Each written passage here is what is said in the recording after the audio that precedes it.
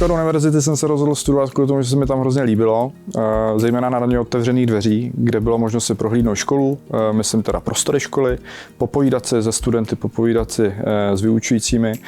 A taky teda u mě hrálo velkou roli to, že jsem hledal školu, kde se to IT budu moct učit úplně od začátku, protože do té doby jsem s tím moc velkou zkušenost neměl, například ze střední nebo tak. Za mě nejzajímavější byly víkendové workshopy. Kdykoliv se mě někdo zeptá, čím se ta škola liší od ostatních, tak jsem poukazoval na to, že jednou za čas nás vyslali na nějaký hotel, kde nám v pátek dali zadání. Přes víkend jsme na ně makali, v neděli jsme to odprezentovali nějaké komisi, která se skládala z lidí z praxe, z lidí z akademické sféry. A v rámci těch workshopů jsme se naučili zejména pracovat v týmu, což z pohledu jako praktické výuky na jiných školách úplně často teda nevidím. V rámci těch projektů bylo vždycky potřeba si na začátku rozhodit role, kdo za co v tom týmu bude zodpovědný, toho se potom držet.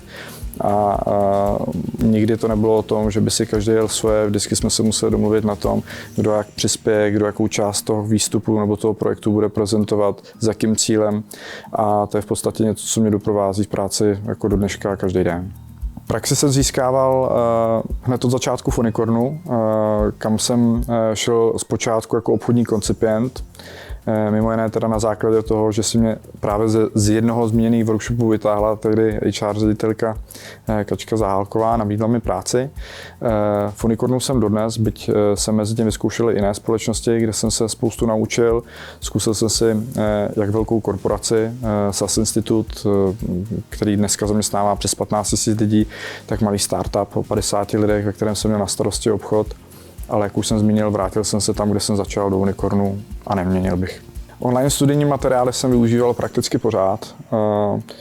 Bral jsem to jako jeden z největších benefitů téhle školy, protože jsem si díky tomu nemusel kupovat žádné knížky. Ne, že bych neměl rád knížky, ale přišly zbytečně těžký, náročný na logistiku. Ve skriptech, které byly k dispozici online, jsme našli vždycky všechno, co se následně probíralo, nebo z čeho jsme byli následně zkoušení. Stejně tak jsem se z toho připravoval na státnice. Nic mi tam nechybělo. Studium na Unicorn univerzity doporučuji zejména kvůli tomu, že to člověka naučí pracovat, že to člověka naučí dělat ty věci tak, jak se potom reálně ve skutečnosti musí dělat. Není to žádná teorie, je to prostě realita. V některých ohledech to může být trošku tvrdší, protože to vyžaduje víc než jenom číst.